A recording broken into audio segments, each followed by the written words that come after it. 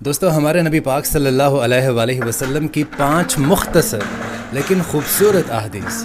ہمارے نبی پاک کا ارشاد ہے کہ فرض نماز کے سوا آدمی کی بہترین نفل نماز وہ ہے جو گھر میں بیٹھ کر پڑھی جائے. آپ نے ارشاد فرمایا کہ بیٹیوں کو ناپسند نہ کیا کرو، یہ تو بڑی محبت کرنے والی اور بہت ہی قدر کے لائق ہیں. آپ نے ارشاد فرمایا کہ قیامت اس حال میں قائم ہو جائے گی کہ ایک شخص لقمہ کھانے کے لیے اٹھائے گا اور وہ شخص کھا نہیں پائے گا. آپ نے ارشاد فرمایا کہ فجر کے وقت اندھیرے میں چل کر مسجد آنے والوں کو قیامت کے روز مکمل نور کی خوشخبری سنا دو. اور ہمارے نبی پاک صلی اللہ علیہ وآلہ وسلم نے ارشاد فرمایا کہ جب میرے دل پر غبار سا چھا جاتا تو اس کیفیت کے ازالے کے لیے میں ایک دن میں 100 مرتبہ استغفار کرتا ہوں.